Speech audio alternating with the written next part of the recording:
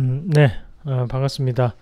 언론에 나오지 않는 특별한 마감 시황 10월 29일자 시작하도록 하겠습니다. 자, 오늘 지금 현재 장 후반에 뭐 전체적으로 다 급락세가 지금 나타나면서 마감이 됐는데 코스피가 엄청 빠졌습니다. 지금 5% 이상 빠졌는데요. 제가 알기로는 5% 이상 하락을 했던 게 지금까지 8번인가 그런 걸로 알고 있는데 오늘 다시 한번 또 다시 5% 이상 하락을 좀 기록을 했습니다. 일단 먼저 전체적인 시장을 한번 같이 보고 다시 추가적으로 설명을 드리도록 하겠습니다. 자, 중국이 오늘 2.05% 현재 빠지고 있는 상황이고요. 대신 일본이 니케이가 오늘 0.1% 빠졌어요. 어, 그리고 지금 환율이 1141원, 41원대를 지금 기록하고 있고, 그 10년물에 대해서 변화가 없고, 그 30년물이 소폭 하락했습니다. 자, 이런 상황만 보면 국내 증시가 왜 이렇게 많이 빠졌나 싶을 정도로 큰 영향을 주는 부분이 크게 없었습니다. 지금 문제점이 뭐라면, 일본은 사실 미국에 상당히 민감하거든요. 미국과의 무역 관계가 있기 때문에요. 지금 우리나라 같은 경우에는 미국이 올라도 국내 증시가 빠집니다. 중국만 올라도 국내 증시가 빠져버립니다. 미국과 중국이 같이 오르면 조금 올라가요. 말 그대로 사실 우리나라 같은 경우에는 오늘 니케이는 0.1%밖에 안 빠졌다는 것은 그만큼 실질적으로는 중국에 대한 영향을 거의 일본은 받지 않는다고 보시는 게 맞습니다. 하지만 국내 증시는 그게 아니라는 거죠. 정말 고래 싸움에 새우등이 터진다고 지금 우리나라 종목군들이 정말 새우가 된 그런 상황입니다. 조금 더 유출 한번 무역 관계적인 부분에서 유출을 한번 좀 더 한번 해본다면 결국 미국이 중국에 대한 무역 전쟁에 대한 그런 부분을 시행을 했을 때 중국이 완제품을 생산을 해서 미국에 납품을 하지만 이 완제품 안에 들어갈 수 있는 부품에 대한 수요는 국내에서 중국에 수출하는 부분이 상당 부분 많거든요. 특히 IT 기업들은 더 심하고 그런 부분에서 지금 우리나라도 큰 영향을 받는다고 조금 볼 수 있겠고 지금 앞서서 얘기를 했던 금요일 날 주식 대여에 대한 문제도 조금 발생을 한 것 같고 전체적인 시장 특징 한번 이어서 같이 보도록 하겠습니다. 일단 외국인이 오늘 매수로 전환이 됐습니다. 이 포인트가 상당히 중요한 것 같아요. 오늘 매수 전환이 됐다는 거. 장중에 반등세도 나타났지만 다시 한번 더 꺾여버렸는데 전체적인 그림을 잠깐 보고 말씀을 드리겠습니다. 자, 오늘 업종 차트 코스피, 코스피부터 한번 같이 볼게요. 코스피를 한번 같이 보면 자, 장중에 지금 상승을 하다가 지금 빠져버렸는데 1분봉 잠깐 보시면요. 자, 그리고 수급 같이 한번 보면 틀어놓고 말씀을 드릴게요. 외국인들이 자, 코스피에서는 매도를 했는데 코스닥에서는 매수를 했습니다. 어때요? 이 모습 자체가 지금 현재 2시 반 이후로 변곡이고요. 2시 반 2시 반 여기서 변곡이 뒤에 조금 발생했는 거죠. 그리고 이 앞에서 변곡이 한번 나타나는데 이 자리가 한 10시까지입니다. 10시까지 이 자리입니다. 그럼 이 자리까지 외국인들의 매수가 들어왔을 때는 올라갔다가 외국인 매도를 하면서 주가가 빠져버렸죠. 중간에 여기에 대한 변수가 있는데 요거는 이제 기간에 대한 부분이라고 보시는 게 맞습니다. 자, 그리고 주가는 빠지고 마지막에 또다시 변곡이 발생했는데 외국인이 매수를 함에도 불구하고 주가는 더 빠졌습니다. 생각보다 더 많이 빠졌다는 겁니다. 일단은 마지막 여기 이 포인트는 일단 개인들의 투자 심리가 상당한 투매를 불러일으켰다. 그렇게 좀 볼 수 있겠습니다. 자, 마찬가지로 코스닥도 한번 더 분석을 같이 한번 해보시면 지금 오전장에서 이 모습 자체 긍정적인 움직임이 나타났었거든요. 그렇죠. 그럼에도 불구하고 또 2시 반에 변곡이 한번 있었는데요. 2시 반에 여기서 요 변곡이죠. 요 뒤에 부분. 외국인들이 엄청난 매수로 다시 한번 돌아섰지만 결국 주가는 빠졌거든요. 그러면서 하단에 보시면 거래량이 갑작스럽게 또다시 붙습니다. 이 거래량이 장중에 나온 적이 없었어요. 그죠? 그런데 이 거래량이 나왔음에도 불구하고 외국인들이 엄청나게 샀다는 것은 누군가는 엄청나게 갑자기 팔기 시작했다는 건데 이게 개인이라는 거예요. 개인의 지금 투자 심리 자체가 상당히 꺾여 버렸습니다. 지금. 그러면서 수급적으로만 우리가 오늘 지표 말고 수급적으로만 보면 긍정적이에요. 지금 코스닥 같은 경우에 특히 더 그런 게 외국인 오늘 매수 들어왔죠. 그래서 제가 누구 보라 했어요? 투신 보라 했잖아요. 투신 지금 매수 들어왔습니다. 그리고 거기 연기금도 매수 들어왔단 말이에요. 그럼에도 불구하고 장은 5%가 빠졌습니다. 자, 일단 두 가지로 해석할 수 있는데, 자, 첫 번째는 원래 급락이 이렇게 한 번씩 나타나는 것이 바로 힙속 구간이 되면서 다시 한번 내일 갭상승으로 출발을 하면서 강한 상승을 동반할 수 있습니다. 뭐 희망 드리려고 말씀드리는 게 아니고 이때까지 그래 왔어요. 항상 2017년도 8월달도 그랬고 2016년 6월달 그리고 2011년도 신용 등급 강등되고 난 다음에 반등 나올 때도 항상 급락 후에 그때부터 추세가 바뀌기 시작합니다. 자, 2008년도도 마찬가지였어요. 마지막에 항상 급락이 나오거든요. 그 급락일 수도 있다. 또 한 가지는 만약에 내일 반등 안 나오면 그때는 조금 더 심각해진다. 문제가 심각해진다. 자, 왜냐하면 지금 자리에 오늘 크게 급락을 한 자리 자체가 어떻게 보면 지금 매번 항상 하단을 지켜줬던 이 자리거든요. 지금 이 코스닥을 2015년부터 지켜줬던 이 자리입니다. 이 자리가 지금 깨진다는 얘기예요. 그럼 이 다음에 포인트가 어디냐?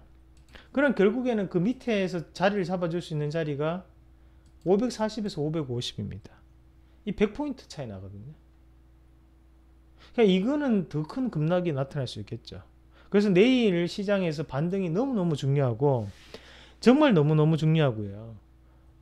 그리고 내일 시장에서 갭 상승도 엄청나게 중요합니다. 오늘 과하게 빠졌다는 것을 인지를 한다면, 오늘 외국인이 들어왔다면, 오늘 투신이 들어온 게 확실하다면 내일 시장에서는 무조건 갭 상승 출발을 해줘야 됩니다. 그 정도로 지금은 시장이 상당히 뭐랄까요, 벼랑 끝까지 와 있는 그런 상황이 돼버렸어요. 사실 2011년도에 우리가 신용등급 강등됐을 때 제 기분을 말씀드리면 2011년도 2009년도 2008년도 하고 2011년도 하고 같이 보시면요, 2011년부터 한번 같이 볼게요. 이때 미국의 신용등급 강등이 되면서 주가가 빠져버렸어요. 자, 이때도 한번 같이 보시면 이때는 약 2달 동안 8월달 9월달 이 2달 동안 저는 베어마켓이라 생각했어요. 시장이 완전 맛이 갔구나. 근데 처음부터 급락세가 계속적으로 연출됐기 때문에 처음부터 사람들이 공포심리를 가져버려요. 그럼 접근을 안 합니다. 이거 진짜 큰일 났다. 그러니까 뉴스에서도 그때 뭐 나왔냐면 베어마켓이다. 이제 불수장이 끝났다. 그렇게 해석했단 말이에요. 근데 지금 시장에는 문제가 뭐냐면 가랑비에 옷 젖는 경우예요. 2018년 1월달 돼서 고가 권역 터치하면서 기분 좋게 930포인트가 올랐다가 이러다가 하락했다는 걸 아무도 못 느꼈다는 얘기. 한번 근데 출렁거렸죠. 다음에 하다가 또 출렁거립니다. 그리고 요번에 또다시 급락을 딱 해버려요. 그래서 사람들이 가랑비 옷 젖는 기분입니다. 뭐 괜찮아. 뭐야. 이렇게 되는 거거든요. 지금 그 상황까지 왔다는 거예요. 그러니까 대응을 하기 상당히 힘든 시장이었다. 차라리 2011년도나 2008년도 같은 경우에는 처음부터 급락세가 나타나 버렸어요. 그러니까 그렇게 처음부터 급락세가 나타나 버리면 공포심리에 딱 주눅이 들어가지고 접근 자체를 안 해요. 근데 지금 시장은 어떻습니까? 정부도 바뀌었고 좋은 모습 나타날 것이고 경제정책에 대한 변화가 나타날 것이고 국민연금을 운영하기 위해서 바로미터 우리가 새로운 지표도 만들었고 국민연금 이사형도 바뀌었고 그런 기대감을 계속적으로 뿌려왔다는 겁니다. 얼마 전에 주식 대여 이제부터 못한다고 또다시 그런 기대감을 우리한테 가지게 했는데 오히려 주가는 지금 다시 급락세가 나타나고 있다는 거예요. 대응하기 상당히 어렵거든요. 그래서 제가 얘기하는 거예요. 내일 시장에서 반등이 무조건 나와줘야 됩니다. 내일 시장 반등이 나와줘야 되고 이 반등 자체가 강하게 나타나줘야 돼요. 지금은 강한 드라이브가 들어가줘야지만 시장이 강하게 올라갈 수 있어요. 지금 약하게 뭐 어설프게 조금 해가지고는 투자 심리가 바뀌질 않아요. 그 정도로 지금 심각합니다. 지금 시장 자체가 투자 심리가 너무 경직돼 있어요. 그래서 뭔가 호재가 아무리 나타나더라도 이 악재 그냥 투자 심리 자체가 너무나 이 매도 심리가 강합니다. 그래서 그런 문제가 지금 계속적으로 있다는 것도 알아두시면 좋을 것 같고, 자, 이어서 계속 한번 같이 보시면 자, 장중에 기계업종이 상승을 했습니다. 장중 기계업종이 상승을 했고, 이것은 우리가 조금 분석을 해봐야 되는 게, 미국의 경제 지표가 워낙 호황이라는 얘기거든요. 자, 이거에 참 역설적인 얘기인데요. 우리가 미국 시장을 이렇게 생각하시면 됩니다. 자, 우리나라가 예전에 이명박 정부 때 2008년도 2009년도 때 주가 빠졌을 때 그때 무슨 생각을 했어요? 야, 이렇게 빠지더라도 10년 뒤에 우리나라 주식 안 올라가겠느냐? 그때 어떻게 생각했습니까? 10년 뒤면 당연히 올라가겠지. 지금부터는 당연히 좋아지겠지. 2000포인트 됐을 때 우리 뭐라고 했어요? 10년 뒤를 보면 우리가 올라가겠냐 안 올라가겠냐 빠지겠냐? 10년 뒤면 올라가지. 2000포인트 저렴하지. 그렇게 나왔다는 거예요. 자, 그럼 미국을 한번 같이 보자고요. 미국이 10년 뒤에 지금만큼 이런 경제 호황을 유지할 수 있을까? 지금처럼 이런 좋은 경제 지표를 나타낼 수 있을까? 조금 애매하죠. 10년 뒤에 지금처럼 잘 될 수 있을까에 대해서 명확한 답변을 하기 힘듭니다. 자, 그런데 오늘 기계업종은 반등이 나왔다는 것은 기계업종의 대부분 수출이 미국에서 많이 이루어지거든요. 미국 경제가 그만큼 좋다는 얘기예요. 자, 우리가 2011년도에 얘기했잖아요. 중국 시장이 좋아지겠냐 10년 뒤에. 지금 우리가 한번 생각해 보면 이거에 지금 중국 증시 빠집니다. 여기에서 우리가 생각해 보자고요. 만약에 중국 증시 지금 빠지고 있는데 10년 뒤에 중국 증시가 지금보다 더 좋아지겠냐 나빠지겠냐? 저는 좋아질 거라고 보거든요. 저는 좋아질 거라고 봐요. 그러면 지금 10년 뒤에 유럽은 지금보다 좋아지겠느냐? 아니겠죠. 그럼 유럽에 대한 증세는 2015년 16년부터 나타나기 시작했죠. 브렉시트, 탈렉시트 이런 얘기가 계속적으로 나오면서 이탈리아 채무 부채가 되면서 그리스가 무너지면서 그런 얘기 계속적으로 나왔단 말이에요. 그러니까 10년 뒤에 유럽은 불확실성이 상당히 높다는 거예요. 미국도 마찬가지라는 거예요. 지금의 경제 호황 자체는 너무나 좋기 때문에 오히려 너무나 좋은 것 자체가 10년 뒤를 의심하게 만드는 거예요. 지금 이렇게 좋은데 이게 과연 10년 뒤에도 이어질 수 있을까? 물음을 던지게 되는 겁니다. 거기에 대해서 명확하게 답변하기 힘들거든요. 왜냐? 10년 전부터 미국은 버냉키 연임하면서 8년 했죠. 그 다음에 자네 델런 4년 했죠. 그렇게 하면서 양적 완화를 계속적으로 해왔단 말이에요. 근데 지금 이제 바뀌었잖아요. 제롬 파월로 바뀌었는데 얘는 점진적인 금리 인상을 얘기하고 있단 말이죠. 근데 연임을 대부분 지금까지 자네 델런 말고는 다 연임을 다 해버렸어요. 연준 의장이 다 연임을 했단 말이에요. 그럼 이 제롬 파월이 연임을 했을 때 8년입니다. 그러면 8년 동안 점진적인 금리 인상을 할 것이냐? 지금 할 수도 있다는 거잖아요. 그럼 과연 시장이 10년 뒤를 미국 증시를 미국의 경제를 좋게 볼 수 있겠느냐? 애매하다는 거거든요. 지금의 고용률을 계속적으로 유지할 수 있겠느냐? 지금의 이런 최저에 대한 실업률을 유지할 수 있겠느냐? 그건 아니라는 거예요. 그게 가장 큰 문제인 거예요. 그게 아니기 때문에 세계적인 경제에서 큰 지금 위험이 닥치고 있다고 보는 게 맞습니다. 그러니까 지금 국내 증시 같은 경우에도 지금 자리에서 저렴한 건 사실입니다. 이제 저렴해졌어요. 하지만 내일 당장에 중국과 미국이 또다시 이렇게 급등락이 나타나는 상황에서 과연 투자 심리가 쉽게 회복될 수 있을까? 그 어렵다고 봐야 되는 거예요. 그러니까 제가 얘기하는 것은 내일 당장에 급등이 한번 있어줘야 된다. 그래야지만 투자 심리가 어느 정도는 바뀔 수 있지. 급등이 없다면 오늘 시장처럼 또다시 한 번 더 장중에 올랐다가 미끄러져 버릴 수 없는 그런 부분이 나타날 수 있다. 그렇게 보는 게 맞을 것 같습니다. 자, 코스피가 오늘 2000포인트를 이탈을 시켰습니다. 이게 22개월 만에 처음으로 나타나는 건데 전에도 제가 전 시간에 말씀드렸던 게 2017년 지금 10월 달에 주가가 689, 680이었거든요. 근데 딱 1년 만에 본전되고 오늘 또 빠져버렸어요.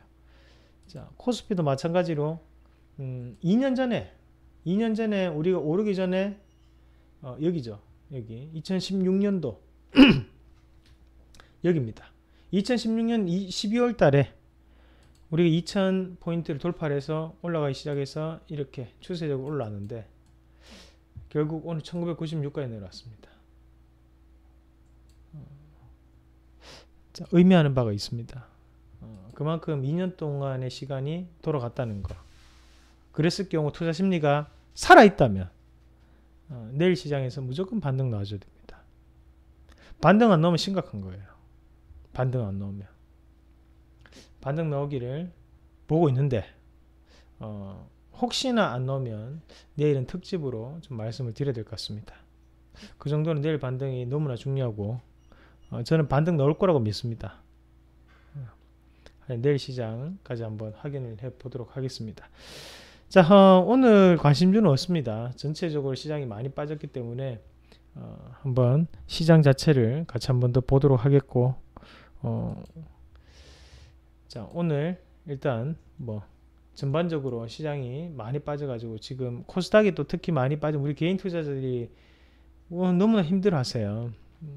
그래서 그런 거 힘들어 하실까봐 제 마음도 너무 무겁고 대신 내일은 좀 웃으면서 여러분들한테 얘기할 수 있었으면 좋겠어요. 시장이 그만큼 또 따라주기를 바라겠습니다. 내일에 제가 할 수 있는 예상은 제가 보는 시장 전망은 내일 코스닥은 갭 상승 출발 그래서 양봉 형성 이게 가장 이상적인 시나리오입니다. 코스피 마찬가지로 갭 상승 출발은 아니더라도 양봉 한 개를 형성해주는 급락후 첫 양봉 정말 중요하거든요. 그 양봉이 나타난다면 바닥에 대한 전환점에 대한 시그널이 될 수 있다. 다만 그것이 아니라면 고민을 좀 더 해봐야 된다. 그렇게 마감하도록 하겠습니다. 자, 오늘 여기까지고 내일 이 시간에 다시 뵙도록 하겠습니다. 이상입니다.